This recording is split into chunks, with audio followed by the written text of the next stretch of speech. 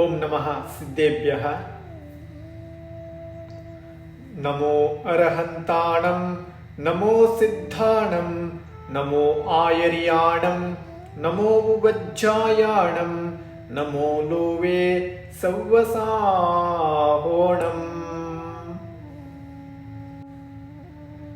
ಶ್ರೀ ಭಟ್ಟಾರಕ ಸಕಲಕೀರ್ತಿ ವಿರಚಿತ ಶ್ರೀ ಧನ್ಯಕುಮಾರನ ಚರಿತ್ರೆ. ನಾವು ಹಿಂದಿನ ಸಂಚಿಕೆಯಲ್ಲಿ ಧನ್ಯಕುಮಾರನ ಜನ್ಮಾಂತರದ ವರ್ಣನೆಯನ್ನು ತಿಳಿಯುತ್ತಿದ್ದೇವೆ. ಧನ್ಯಕುಮಾರನು ಮನ ವಚನ ಕಾಯಗಳ ಶುದ್ಧಿಯಿಂದಲೂ ಶಕ್ತಿ ಶ್ರದ್ಧಾ ನಿರುಲೋಪತೆ ಭಕ್ತಿ ಜ್ಞಾನ ದಯ ಮತ್ತು ಕ್ಷಮ ಈ ಸಪ್ತ ಗುಣಗಳಿಂದ ನವದಾ ಭಕ್ತಿಯಿಂದ ಮುನಿರಾಜರಿಗೆ ಆಹಾರದ ದಾನವನ್ನು ಮಾಡಿದನು. ದಾನ ಮಾಡಿದ ಆಹಾರವು ಅಕ್ಷಯ ರೂಪದಲ್ಲಿ ಊರಿನ ಎಲ್ಲ ಪ್ರಜೆಗಳಿಗೆ ಆಹಾರವನ್ನು ಹಾಕಿ ಧನ್ಯತೆಯನ್ನು ಪಡೆದುಕೊಂಡನು. ಮರುದಿವಸ ಉಳಿದ ಕೀರನ್ನು ಅಕೃತ ಪುಣ್ಯನು ಸೇವಿಸಿ ದನ ಕರುಗಳನ್ನು ಮೇಯಿಸಿಕೊಂಡು ಬರಲು ಕಾಡಿಗೆ ಹೋದನು. ಕಾಡಿಗೆ ಹೋದ ನಂತರ ಒಂದು ಮರದ ಬುಡದಲ್ಲಿ ಕುಳಿತುಕೊಳ್ಳುತ್ತಾನೆ. ಗರಿಷ್ಠ ಆಹಾರವನ್ನು ಸೇವಿಸಿದ ಕಾರಣ ಘೋರ ನಿದ್ರಾದೇವಿಯು ವಶನಾದನು. ಇನ್ನೊಂದು ಕಡೆ ದನಕರಗಳು ಮೇಯ್ದುಕೊಂಡು ಮನೆಯ ದಾರಿ ಹಿಡಿಯಲು ಆರಂಭಿಸಿತು. ಆದರೂ ಈತನ ನಿದ್ರೆ ಮಾತ್ರ ಮುಗಿಯಲಿಲ್ಲ. ದನಕರಗಳು ಮನೆಗೆ ತಲುಪಿದವು. ಮಗನು ಬಾರದ ಕಾರಣ ತಾಯಿಯು ಚಿಂತಾಮಗ್ನಳಾಗಿ ಗೋಳಾಡುತ್ತಾ ಅಳುತ್ತಾ ಬಲಭದ್ರನ ಸಮೀಪಕ್ಕೆ ಹೋಗಿ ತಿಳಿಸುತ್ತಾಳೆ. ಬಲಭದ್ರನು ವೃಷ್ಟಾದಾನಳ ದುಃಖಪೂರಿತ ರೋದನೆಯನ್ನು ಕೇಳಿ ನೌಕರರನ್ನು ಜೊತೆಯಲ್ಲಿ ಕರೆದುಕೊಂಡು ಅಕೃತ ಪುಣ್ಯನನ್ನು ಹುಡುಕಲು ಕಾಡಿಗೆ ಹೋದನು. ಅತ್ತ ಧನ್ಯಕುಮಾರನು ನಿದ್ರೆಯಿಂದ ಎದ್ದು ನೋಡಿದರೆ ದನ ಕರುಗಳು ಕಾಣದ ಇರುವ ಕಾರಣ ಗಾಬರಿಯಾದನು. ಮನೆಯ ಕಡೆಗೆ ಹೋಗಿರಬಹುದು ಎಂದು ತಿಳಿದು ಮನೆಯ ದಾರಿಯನ್ನು ಹಿಡಿದುಕೊಂಡು ಬರುತ್ತಿದ್ದಾನೆ. ಇತ್ತ ಬಲಭದ್ರ ಮತ್ತು ನೌಕರರು ಎದುರುಗಡೆ ಬರುವುದನ್ನು ನೋಡಿ ಅಕೃತ ಪುಣ್ಯನು ಹೆದರಿ ಒಂದು ಸಮೀಪದಲ್ಲಿ ಇದ್ದ ಬೆಟ್ಟವನ್ನು ಏರಿದನು. ಮತ್ತೆ ಬಲಭದ್ರನು ಆ ಕಡೆ ಅಕೃತ ಪುಣ್ಯನನ್ನು ನೋಡಿ ಬಲಭದ್ರನು ಇಲ್ಲೇ ಇರುವನು ಎಂದು ತಿಳಿದು ಅವನು ಪುನಃ ಮನೆಗೆ ಹಿಂದಿರುಗಿ ಹೋಗುತ್ತಾನೆ. ಅಕೃತ ಪುಣ್ಯನು ಬೆಟ್ಟವನ್ನು ಏರಿ ಅಲ್ಲಿ ನೋಡಿದರೆ ಒಂದು ಸುಂದರವಾದ ಗುಹೆಯಲ್ಲಿ ವಿರಾಜಮಾನರಾದ ಶ್ರೀವೃತ ಯೋಗಿಗಳು ಭಕ್ತರಾದ ಶ್ರಾವಕರಿಗೆ ಧರ್ಮೋಪದೇಶವನ್ನು ಮಾಡುವುದನ್ನು ಅಕೃತ ಪುಣ್ಯನು ದೂರದಿಂದಲೇ ನಿಂತುಕೊಂಡು ನೋಡುತ್ತಿರುವನು. ಸುವ್ರತ ಮುನಿರಾಜರು ಧರ್ಮೋಪದೇಶವನ್ನು ವಿವರಿಸುತ್ತಾ ಇರುವರು. ಗುಹೆಯ ಹೊರಗಡೆ ನಿಂತುಕೊಂಡು ಅಕೃತ ಪುಣ್ಯನು ಮುನಿರಾಜರು ಧರ್ಮೋಪದೇಶವನ್ನು ಮಾಡುವುದನ್ನು ಹೊರಗೆಯೇ ನಿಂತುಕೊಂಡು ಕೇಳುತ್ತಾ ಇರುವನು.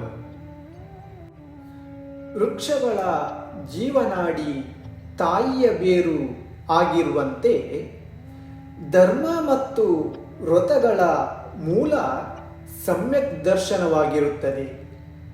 ಅದು 3 ಲೋಕದಲ್ಲಿ ಪೂಜನೀಯವಾಗಿದೆ. ಜೀವಾಜೀವಾದಿ ಸಪ್ತ ತತ್ವಗಳ ಜೊತೆಗೆ ಪುಣ್ಯ ಮತ್ತು ಪಾಪಗಳನ್ನು ಸೇರಿಸುವುದರಿಂದ ನವ ಪದಾರ್ಥಗಳು ಎಣಿಸುವುದು. ಈ ನವ ಪದಾರ್ಥಗಳಲ್ಲಿ ಮತ್ತು ದೇವ ಗುರು ಶಾಸ್ತ್ರಗಳಲ್ಲಿ ಶಂಕಾಕಾಂಕ್ಷಾದಿ ದೋಷರಹಿತ ಶ್ರದ್ಧೆ ನಂಬಿಕೆಯನ್ನಿಡುವುದು ಸಮ್ಯಕ್ ದರ್ಶನವೆಂದು ಹೇಳುತ್ತಾರೆ. ಜೂಜಾಡುವುದು, ಮಾಂಸವನ್ನು ತಿನ್ನುವುದು, ಬೇಟೆಯಾಡುವುದು, ಹೆಂಡ ಕುಡಿಯುವುದು, ವೇಶ್ಯರ ಸಹವಾಸವನ್ನು ಮಾಡುವುದು ಇವೇ ಮೊದಲಾದ ಸಪ್ತ ವ್ಯಸನಗಳು. ಇವುಗಳು ಘೋರ ಪಾಪಕ್ಕೂ ನರಕಾದಿ ದುರ್ಗತಿಗೆ ಕಾರಣವಾಗಿರುತ್ತವೆ. ಆದ್ದರಿಂದ ಉತ್ತಮ ಸುಖವನ್ನು ಬಯಸುವವರು ಈ ಘೋರವಾದ ಪಾಪದಿಂದ ಜಾಗೃತರಾಗಿ ವ್ಯಸನವನ್ನು ತ್ಯಜಿಸಬೇಕು. ಮದ್ಯ, ಮಾಂಸ, ಮಧು ಮತ್ತು ಹತ್ತಿ, ಆಲ, ಗೋಳಿ, ಬಸರಿಕ, ಅಶ್ವಥ, ಪಂಚೋದಂಬರ ಈ 8 ಬಿಡುವುದಕ್ಕೆ ಅಷ್ಟ ಮೂಲ ಗುಣಗಳೆಂದು ಹೇಳುತ್ತಾರೆ. ಈ ಅಷ್ಟ ಮೂಲ ಗುಣಗಳನ್ನು ಪಾಲನೆ ಮಾಡಿ ಸಪ್ತ ವ್ಯಸನವನ್ನು ತ್ಯಾಗ ಇವೆಲ್ಲವೂ ವ್ರತಗಳ ಮೂಲವಾಗಿದೆ. ಇದಕ್ಕೆ ದರ್ಶನ ಪ್ರತಿಮೆ ಎಂದು ಹೇಳುತ್ತಾರೆ.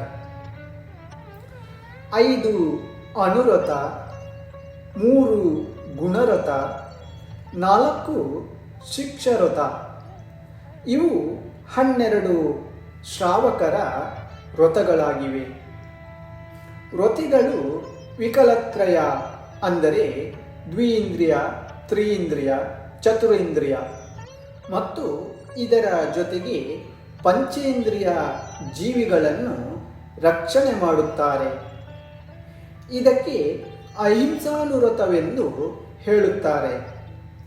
ಇದು ಎಲ್ಲ ವ್ರತಗಳಿಗೆ ಮೂಲ ಬೀಜದಂತಿರುವುದು.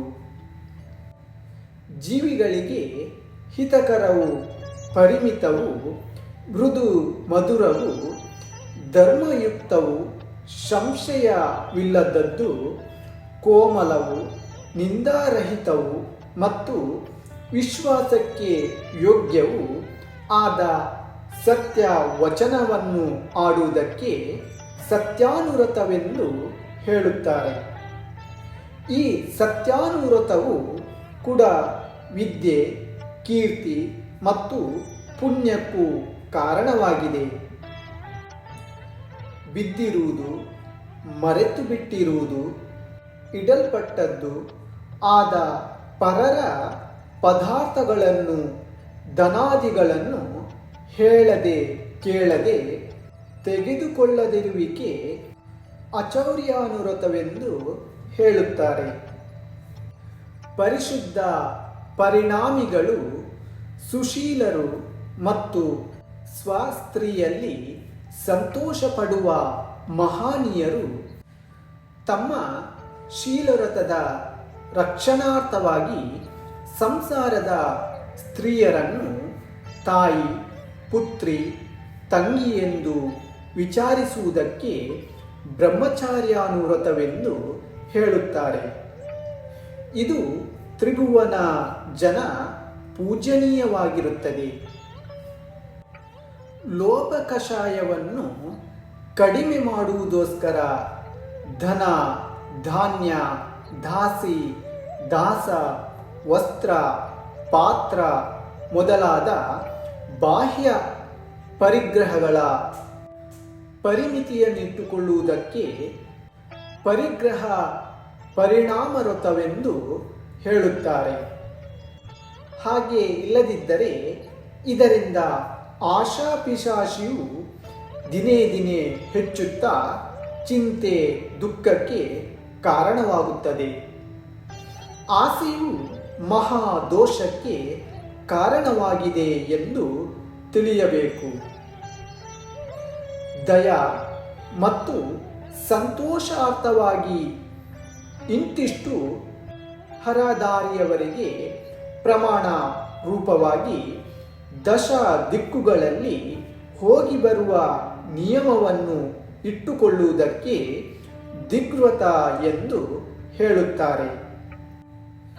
ತನಗೇನು ಪ್ರಯೋಜನವಿಲ್ಲದದ್ದು, ಪಾಪಕ್ಕೆ ಕಾರಣವು, ಅನರ್ಥವು ಆದ ಕ್ರಿಯೆಗಳನ್ನು ಬಿಡುವುದಕ್ಕೆ ಅನರ್ಥದಂಡ ವ್ರತ ಎಂದು ಹೇಳುತ್ತಾರೆ. ಅದರಲ್ಲಿ ಪಾಪೋಪದೇಶ, ಹಿಂಸಾನಂದ, ಅಪಧ್ಯಾನ, ದುಃಶ್ರುತಿ ಮತ್ತು ಪ್ರಮಾದಚರ್ಯಗಳೆಂದು 5 ವಿಧಗಳಾಗಿವೆ. ಅನಂತಕಾಯಿಕ ಕಂದಮೂಲಗಳು, ಸಜೀವ ಫಲ ಪುಷ್ಪಾದಿಗಳೆಲ್ಲವೂ ಮಹಾನಿಂದ್ಯವಾದುದರಿಂದ ಅವನ್ನು ಬುದ್ಧಿಶಾಲಿಗಳು ತ್ಯಜಿಸಬೇಕು. ಮತ್ತು ಭೋಗೋಪಭೋಗ ವಸ್ತುಗಳನ್ನು ಇಂದ್ರಿಯ ನಿಗ್ರಹಕ್ಕಾಗಿ ತ್ಯಜಿಸುವುದಕ್ಕೆ ಭೋಗೋಪಭೋಗ ಪರಿಣಾಮ ವ್ರತ ಎಂದು ಹೇಳುತ್ತಾರೆ. ಈ ವ್ರತವು ಸುಖ ಸಾಮಗ್ರಿಗಳ ಪ್ರಾಪ್ತಿಯ ಉಗಮಸ್ಥಾನವಾಗಿರುತ್ತವೆ ಎಂದು ಸಂಬೋಧಿಸಿರುತ್ತಾರೆ. ದಿಗ್ವ್ರತದ ಅವಧಿಯಲ್ಲಿ ಮತ್ತಷ್ಟು ಸಂತೋಷಪಡಿಸಿಕೊಳ್ಳುವುದಕ್ಕೆ ದೇಶಾವಕಾಶಿಕ ವ್ರತವೆಂದು ಹೆಸರು. ಆರ್ತ್ರ ರೌದ್ರಾದಿ ಧ್ಯಾನಗಳನ್ನು ತ್ಯಜಿಸಿ ತ್ಯಾಗಪೂರ್ವಕ ಶಾಂತ ಪರಿಣಾಮದಿಂದ ಪಾತ್ರಃ ಕಾಲ, ಮಧ್ಯಾಹ್ನ ಮತ್ತು ಸಾಯಂಕಾಲ ಈ 3 ಕಾಲಗಳಲ್ಲಿ ಮನ, ವಚನ, ಕಾಯಗಳ ಶುದ್ಧಿಯಿಂದ ಅರ್ಹಂತ, ಸಿದ್ಧ, ಜಿನವಾಣಿ, ಜಿನಧರ್ಮ ಹಾಗೆ ಸಾಧುಗಳೇ ಮೊದಲಾದವರಿಗೆ ವಂದನೆ ಮಾಡುವುದಕ್ಕೆ ಸಾಮಾಯಿಕ ವ್ರತವೆಂದು ಹೇಳುತ್ತಾರೆ. ಈ ವ್ರತವು ಧರ್ಮದ ಪ್ರಧಾನ ಸ್ಥಾನವು ಮತ್ತು ಪಾಪನಾಶಕ್ಕೂ ಆಗಿರುತ್ತದೆ. ಅಷ್ಟಮಿ ಮತ್ತು ಚತುರ್ದಶಿ ದಿನಗಳಲ್ಲಿ ಸಕಲ ಗೃಹ ಆರಂಭಗಳನ್ನು ಬಿಟ್ಟು ಸದ್ಗುರುಗಳ ಮೂಲಕ ಉಪವಾಸಾದಿ ನಿಯಮಗಳನ್ನು ಸ್ವೀಕರಿಸಿ ಧರ್ಮಧ್ಯಾನ ಪೂರ್ವಕ ಕಾಲ ಕಳೆಯುವುದಕ್ಕೆ ಕ್ರೋಶೋಪವಾಸವೆಂದು ಹೇಳುತ್ತಾರೆ. ಈ ವ್ರತದ ಫಲವು ಸ್ವರ್ಗಾದಿ ಸುಖದಾಯಕವಾಗಿರುತ್ತದೆ. ನಿಯಮಪೂರ್ವಕ ಪ್ರತಿನಿತ್ಯವೂ ತನ್ನ ಗೃಹದ್ವಾರದಲ್ಲಿ ನಿಂತುಕೊಂಡು ಸತ್ಪಾತ್ರರಾದ ಮುನಿಗಳ ಆಗಮವಾದರೆ ಭಕ್ತಿಪೂರ್ವಕ ಆಹಾರ ದಾನ ನೀಡುವುದಕ್ಕೆ ಅತಿಥಿ ಸಂವಿಭಾಗ ವ್ರತ ಎಂದು ಹೇಳುತ್ತಾರೆ. ಇದರಿಂದ ತನಗೆ ಮತ್ತು ಪರರಿಗೆ ಹಿತವಾಗುವುದು. ಇದು ಸುಖಕ್ಕೆ ಕಾರಣವಾಗುವುದು. ಈ 12 ವ್ರತಗಳನ್ನು ನಿರತಿಚಾರವಾಗಿ ಪಾಲಿಸಬೇಕು. ಅಂತಿಮ ಸಮಯದಲ್ಲಿ ಮೋಹ ಪರಿಗ್ರಹಾದಿಗಳನ್ನು ಬಿಟ್ಟು ಜಿನ ದೀಕ್ಷೆಯನ್ನು ಧಾರಣೆ ಮಾಡಬೇಕು. ಆಯುಷ್ಯಾವಾಸನದ ಪರಿಜ್ಞಾನದೊಡನೆ ಉಪವಾಸಾದಿಗಳ ಮೂಲಕ 2 ವಿಧದ ಸಲ್ಲೇಖನ ವ್ರತವನ್ನು ಧರಿಸುವುದು ಉಚಿತವಾಗಿದೆ. ಇದರಿಂದ ಸಕಲ ವ್ರತಗಳು ಸಫಲವಾಗುತ್ತದೆ. ಇದು ಸ್ವರ್ಗ ಮೋಕ್ಷಾದಿ ಸುಖಗಳಿಗೆ ಕಾರಣವಾಗುವುದು. ಈ 12 ವ್ರತಗಳನ್ನು ಪಾಲಿಸುವವರಿಗೆ 2ನೇ ವ್ರತಿಕ ಪ್ರತಿಮಧಾರಿ ಎಂದು ಹೇಳುತ್ತಾರೆ. 3ನೇಯದ್ದು ಸಾಮಾಯಿಕ ಪ್ರತಿಮೆಯಾಗಿದೆ. ಪ್ರೋಷದುಪವಾಸ ಪ್ರತಿಮೆಯು ನಾಲ್ಕನೆಯದಾಗಿದೆ. ಅಪ್ರಾಸುಕ ಬೀಜ, ಫಲ, ಪತ್ರ, ಜಲ ಮುಂತಾದ ಪದಾರ್ಥಯುಕ್ತ ವಸ್ತುಗಳನ್ನು ಕರುಣಾಬುದ್ಧಿಯಿಂದ ತ್ಯಜಿಸುವುದಕ್ಕೆ ಐದನೆಯ ಸಚಿತ್ತ ತ್ಯಾಗ ಪ್ರತಿಮೆ ಎಂದು ಹೇಳುತ್ತಾರೆ. ಅನ್ನ, ಪಾನ, ಖಾದ್ಯ, ಲೇಹಗಳೆಂಬ ಚತುರ್ವಿಧ ಆಹಾರವನ್ನು ರಾತ್ರಿಯಲ್ಲಿ ಸೇವಿಸದಿರುವುದಕ್ಕೂ ಹಾಗೆಯೇ ಹಗಲಿನಲ್ಲಿ ಬ್ರಹ್ಮಚರ್ಯ ವ್ರತವನ್ನಿಟ್ಟುಕೊಳ್ಳುವುದಕ್ಕೂ ಆರನೆಯ ರಾತ್ರಿಭುಕ್ತಿ ತ್ಯಾಗ ಪ್ರತಿಮೆ ಎಂದು ಹೇಳುತ್ತಾರೆ. ಸಕಲ ಸ್ತ್ರೀ ಸಮೂಹವನ್ನು ತ್ಯಜಿಸಿ ಪೂರ್ಣ ರೀತಿ ಬ್ರಹ್ಮಚರ್ಯವನ್ನು ಪಾಲಿಸುವುದಕ್ಕೆ ಏಳನೆಯ ಬ್ರಹ್ಮಚರ್ಯ ಪ್ರತಿಮೆ ಎಂದು ಹೇಳುತ್ತಾರೆ. ಈ ವ್ರತದ ಫಲವು ಸ್ವರ್ಗಾದಿ ಸುಖಕ್ಕೆ ಕಾರಣವಾಗಿರುತ್ತದೆ. ಪಾಪಕ್ಕೆ ಹೆದರಿ ಎಲ್ಲ ವಿಧದ ಗೃಹ ಕಾರ್ಯ ಸಂಬಂಧವಾದ ವ್ಯಾಪಾರ, ಕೃಷಿ ಮೊದಲಾದ ಆರಂಭಗಳನ್ನು ಮನ, ವಚನ, ಕಾಯಗಳಿಂದ ಬಿಟ್ಟು ಬಿಡುವುದಕ್ಕೆ ಎಂಟನೆಯ ಆರಂಭ ತ್ಯಾಗ ಪ್ರತಿಮೆ ಎಂದು ಹೇಳುತ್ತಾರೆ. ಇದು ಪಾಪಾಸ್ರವ ನಿರೋಧಕವಾಗಿರುವುದು. ಪರಮಾನಂದ ರೂಪ ಅನುಪಮ ಖಡ್ಗದಿಂದ ಮೂರ್ಛ ಅರ್ಥಾತ್ ಮಮತ್ವ ಪರಿಣಾಮ ರೂಪ ರಾಕ್ಷಸಿಯನ್ನು ಹೊಡೆದೋಡಿಸಿ ತ್ರಿಶುದ್ಧಿ ಪೂರ್ವಕ ಪರಿಗ್ರಹಗಳನ್ನು ತ್ಯಜಿಸುವುದಕ್ಕೆ ಪರಿಗ್ರಹ ತ್ಯಾಗ ಎಂಬ ಒಂಬತ್ತನೆಯ ಪ್ರತಿಮೆ ಎಂದು ಹೇಳುತ್ತಾರೆ. ಇದು ಸಮ್ಯಕ್ ದರ್ಶನ, ಸಮ್ಯಕ್ ಜ್ಞಾನ, ಸಮ್ಯಕ್ ಚಾರಿತ್ರಗಳ ಉತ್ಪತ್ತಿಯ ಸ್ಥಾನವಾಗಿರುತ್ತದೆ. ಜೀವಹಿಂಸೆಗೆ ಕಾರಣವಾದ ವಿವಾಹ, ಆಹಾರ, ಪಾನಾದಿ ಗೃಹ ಕಾರ್ಯ ಸಂಬಂಧವಾದ ಕಾರ್ಯಗಳಲ್ಲಿ ಮನ, ವಚನ, ಕಾಯ ತ್ರಿಕರಣ ಪೂರ್ವಕ ಸನ್ಮತಿಯ ನೀಯದಿರುವುದಕ್ಕೆ ಹತ್ತನೆಯ ಅನುಮತಿ ವಿರತ ಪ್ರತಿಮೆ ಎಂದು ಹೇಳುತ್ತಾರೆ. ಇದಕ್ಕೆ ಸುಖದ ಜನನಿ ಎಂದು ಹೊಗಳಿದ್ದಾರೆ. ತನ್ನ ಶರೀರ ಸ್ಥಿತಿಯ ನಿಮಿತ್ತವಾಗಿ ಖಡ್ಗ ವಸ್ತ್ರವನ್ನಿಟ್ಟುಕೊಂಡು ಕೃತ ಕಾರಿತ ಮತ್ತು ಅನುಮೋದನ ರಹಿತವಾಗಿ ನಿರ್ದೋಷ ಭಿಕ್ಷಾ ವೃತ್ತಿಯಿಂದ ಆಹಾರ ಮಾಡುವುದಕ್ಕೆ 11ನೆಯ ಉದ್ದಿಷ್ಟ ತ್ಯಾಗ ಪ್ರತಿಮೆ ಎಂದು ಹೇಳುತ್ತಾರೆ. ಸಂಸಾರದಿಂದ ಉದಾಸೀನನಾಗುವುದಕ್ಕಾಗಿ ಈ 11 ಪ್ರತಿಮೆಗಳನ್ನು ಆಚರಿಸಬೇಕು. ಇದರಿಂದ ವಾಚನಾತೀತವಾದ 16ನೆಯ ಸ್ವರ್ಗ ಪರ್ಯಂತದ ಸುಖ ಭೋಗಗಳನ್ನು ಅನುಭವಿಸಿ ಅಲ್ಲಿಂದ ಒಂದು ಚಕ್ರವರ್ತಿ ಮೊದಲಾದವರ ಮಹಾಲಕ್ಷ್ಮಿಯ ಅಧಿಕಾರಿಗಳಾಗಿ ಅಂತ್ಯದಲ್ಲಿ ನಿಯಮಪೂರ್ವಕ ಮೋಕ್ಷ ಸುಖವನ್ನು ಪಡೆಯಬಹುದು. ಈ ಪ್ರಕಾರ ಮುನಿವರಿಯರು ಶ್ರಾವಕ ಸಮೂಹಕ್ಕೆ ಧರ್ಮೋಪದೇಶವನ್ನು ನೀಡುತ್ತಿದ್ದರು.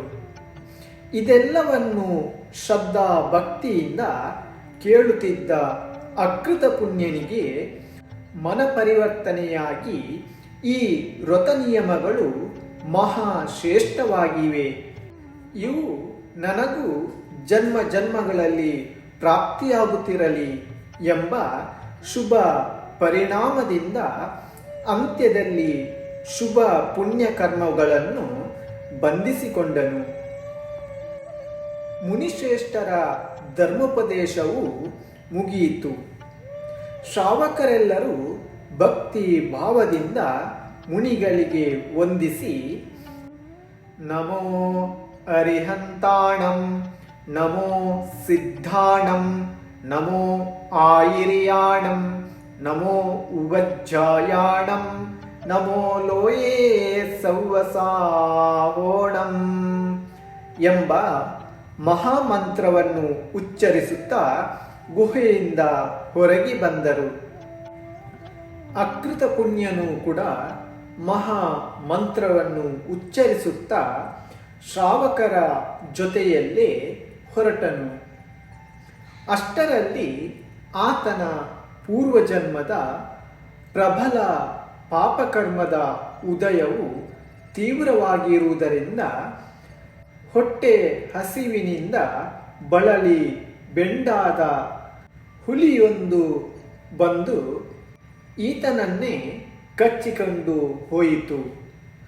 ಆಗ ಅಕೃತ ಪುಣ್ಯನು ಪಂಚ ನಮಸ್ಕಾರವನ್ನು ಸ್ಮರಿಸುತ್ತಾ ಪ್ರಾಣವನ್ನು ಬಿಟ್ಟನು.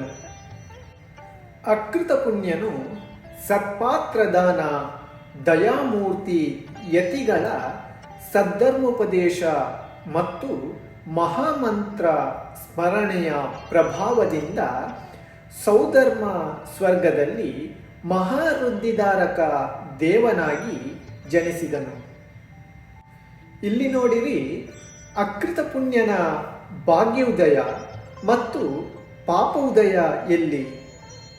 ಸತ್ಪಾತ್ರದಾನವೆಲ್ಲಿ? ಹಾಗೆಯೇ ಮರಣ ಸಮಯ ಪಂಚ ನಮಸ್ಕಾರ ಮಂತ್ರ ಸ್ಮರಣೆಯಲ್ಲಿ? ಇದೆಲ್ಲವೂ ಜೀವಿಗಳ ಶುಭಾಶುಭ ಗತಿಗನುಸಾರವಾಗಿ ಇಂತಹ ನಿಮಿತ್ತಗಳು ಸಂಭವಿಸುತ್ತವೆ ಎಂದು ಭವಾಳಿಗಳನ್ನು ಹೇಳುತ್ತಿದ್ದ ಆಚಾರ್ಯರು ಸ್ಪಷ್ಟೀಕರಿಸಿದರು. ಅತ್ತ ಅಕೃತ ಪುಣ್ಯನ ತಾಯಿಯು ಪುತ್ರ ವಾತ್ಸಲ್ಯಗೊಳಗಾಗಿ ರಾತ್ರಿ ಮಗನು ಬಂದಿಲ್ಲ ಎಂದು ವಿಚಾರಿಸುತ್ತಾ ಬೆಳಗಾದ ಮೇಲೆ ಬಲಭದ್ರನನ್ನು ಜೊತೆಯಲ್ಲಿ ಕರೆದುಕೊಂಡು ಮಗನನ್ನು ಹುಡುಕುವುದಕ್ಕಾಗಿ ಹೊರಟಳು. ಸಮೀಪದ ಪರ್ವತವನ್ನು ಏರಿದಳು. ಅಲ್ಲಿ ಒಂದೆಡೆ ಮಗನ ಶರೀರವು ಹುಲಿಯಿಂದ ತಿಂದು ಉಳಿದ ಅರ್ಧ ಭಾಗವು ಬಿದ್ದಿರುವುದನ್ನು ಕಂಡಳು. ಆಗ ಅವಳಿಗೆ ಉಂಟಾದ ದುಃಖಾತಿರೇಕವನ್ನು ವರ್ಣಿಸುವವರು ಯಾರು? ಎದೆ ಹೊಡೆದುಕೊಂಡು ರೋಧಿಸಿದಳು, ಗೋಳಾಡಿದಳು. ಮಗನ ಪರಿಸ್ಥಿತಿಯ ಚಿತ್ರವನ್ನು ನೆನೆಸಿಕೊಂಡು ಪಾಪ ಹತ್ತುಕೊಂಡಳು. ಅತ್ತ ಸ್ವರ್ಗದಲ್ಲಿ ಜನಿಸಿದ ಅಕೃತ ಪುಣ್ಯನ ಜೀವನು ದಿವ್ಯ ಉಪಪಾದ ಶಯ್ಯೆಯಲ್ಲಿ ವಿರಾಜಿಸಿ ಒಂದು ಮುಹೂರ್ತ ಸಮಯದಲ್ಲಿ ಸಂಪೂರ್ಣ ಯೌವನಶಾಲಿಯಾಗಿ ಸುಂದರ ಶರೀರವನ್ನು ಧರಿಸಿ ನಿದ್ರೆಯಿಂದ ಎಚ್ಚೆತ್ತವನಂತೆ ಉಪಪಾದ ಶಯ್ಯೆಯಿಂದ ಎದ್ದು ಸ್ವರ್ಗೀಯ ಸಂಪತ್ತಿಯುಕ್ತ ದೇವಸುಂದರಿಯರು ತನ್ನ ಸಮ್ಮುಖದಲ್ಲಿ ವಿನಯ ಮುದ್ರೆಯಲ್ಲಿ ನಿಂತಿರುವುದನ್ನು ನೋಡಿ ವಿಸ್ಮಯದಿಂದ ನಾನು ಯಾರು? ಈ ಸುಖಮಯವಾದ ಸ್ಥಾನವು ಯಾವುದು? ದಿವ್ಯ ದೇಹಧಾರಿಗಳು ಯಾರು? ಸುಂದರಿಯರು ಏಕೆ ಹೀಗೆ ನಿಂತುಕೊಂಡಿರುವರು? ಈ ಪ್ರಸಾದಾತಿ ಅತುಲ ಸಂಪತ್ತು ಯಾರದ್ದು? ಯಾವ ಭಾಗ್ಯೋದಯವು ಈ ಸ್ಥಾನಕ್ಕೆ ಕರೆದುಕೊಂಡು ಬಂದಿರುವುದು? ಹೀಗೆ ವಿಚಾರಿಸಲು ಆತನಿಗೆ ಪೂರ್ವಜನ್ಮದ ಸಕಲ ವೃತ್ತಾಂತವನ್ನು ತಿಳಿಯುವ ಅವಧಿಜ್ಞಾನವೆಂಬ ಜ್ಯೋತಿಯು ಪ್ರಕಾಶಿಸಿತು. ಅದನ್ನು ಉಪಯೋಗಿಸಲು ತನ್ನ ಪೂರ್ವಜನ್ಮದ ತಾಯಿಯು ಮಗನ ಮೇಲಿನ ಮೋಹದಿಂದ ಅಳುತ್ತಿರುವುದು ತಿಳಿಯಿತು. ಆದರೂ ಆ ದೇವನು ಮೊತ್ತ ಮೊದಲು ಧರ್ಮಸ್ಥಾನವಾದ ಜಿನಮಂದಿರಕ್ಕೆ ಹೋಗಿ ಸ್ವರ್ಗೀಯ ಫಲ ಪುಷ್ಪಗಳಿಂದ ಜಿನೇಂದ್ರ ದೇವರನ್ನು ಪೂಜಿಸಿದನು.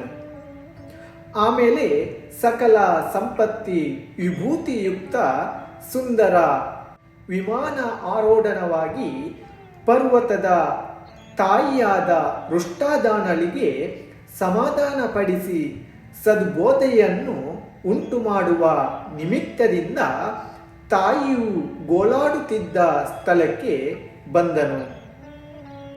ಅಲ್ಲಿ ಬಂದು ಹೇಳುತ್ತಾನೆ, ಅಮ್ಮ, ನಾನು ನಿನ್ನ ಪುತ್ರ ಅಕೃತ ಪುಣ್ಯ.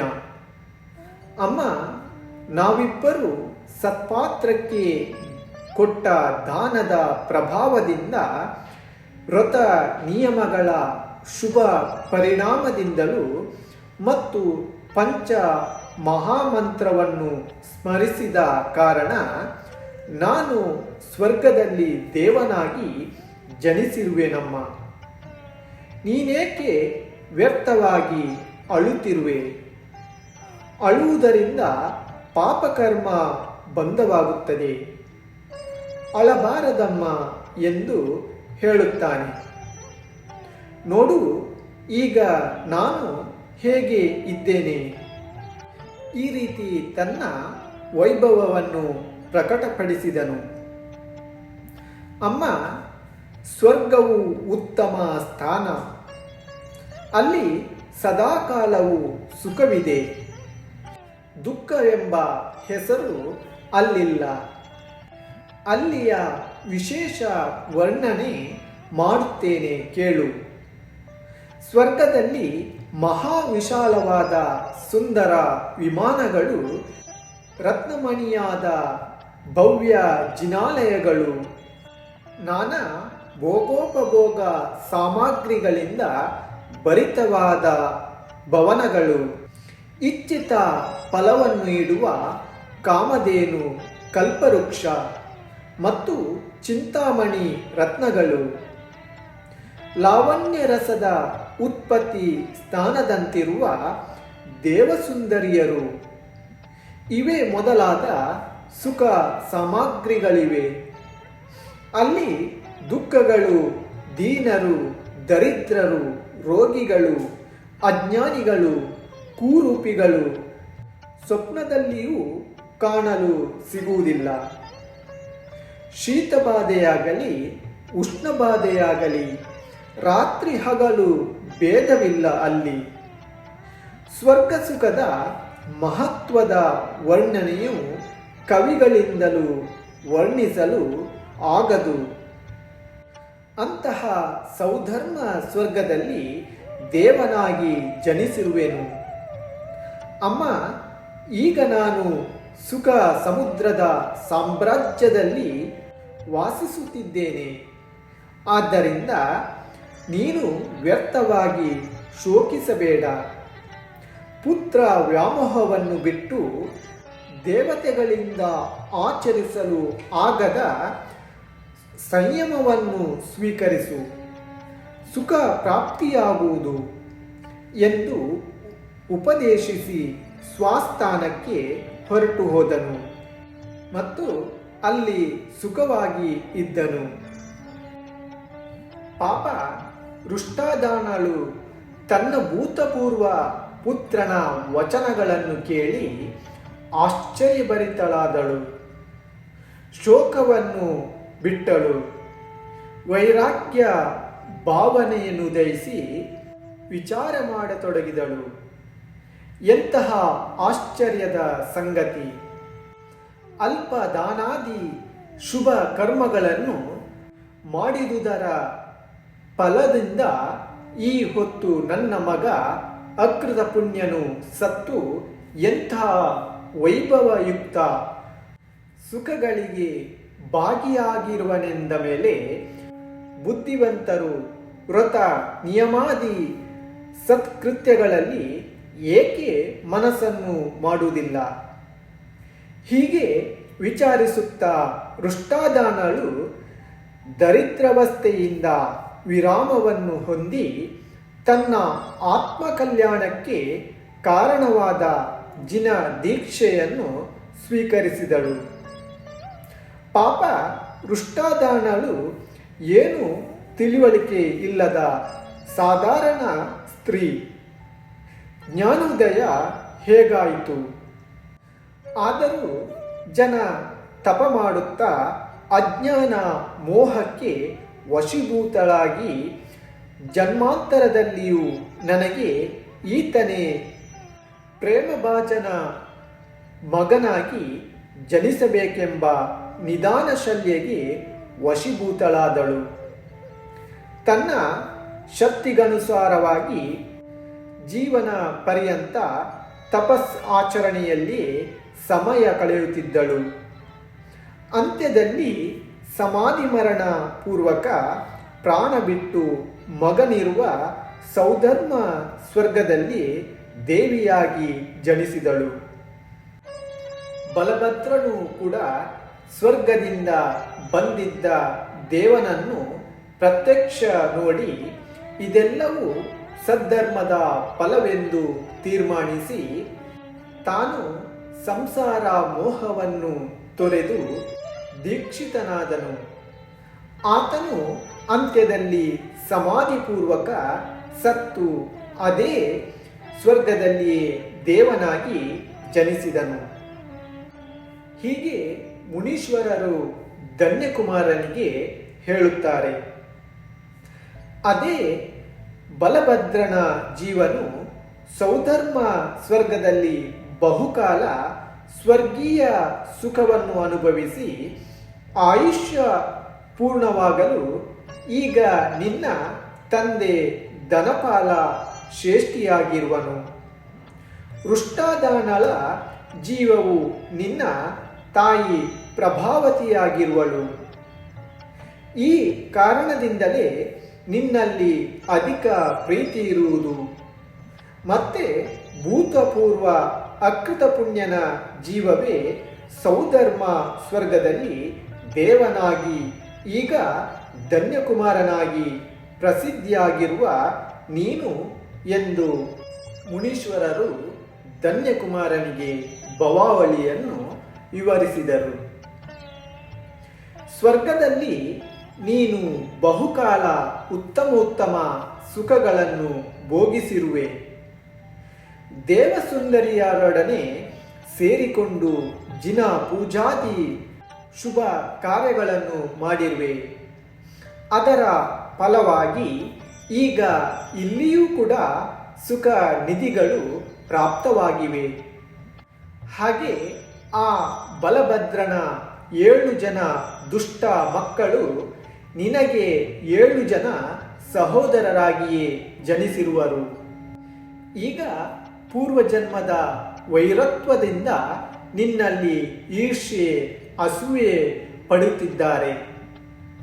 ಧನ್ಯಕುಮಾರನೇ, ನೀನು ಪೂರ್ವಜನ್ಮದಲ್ಲಿ ಸತ್ಪಾತ್ರಕ್ಕೆ ಕೊಟ್ಟ ದಾನದ ಫಲವಾಗಿ ಈ ಜನ್ಮದಲ್ಲಿ ನಿನಗೆ ಹೆಜ್ಜೆ ಹೆಜ್ಜೆಗೂ ನಿಧಿ ನಿಕ್ಷೇಪಗಳು ಪ್ರಾಪ್ತಿಯಾಗುತ್ತಿವೆ.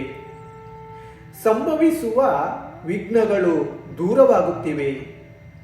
ಇದೇ ನಿನ್ನ ಜೀವನದ ಸಾರವಾಗಿದೆ ಎಂದರು ಮುನೀಶ್ವರರು.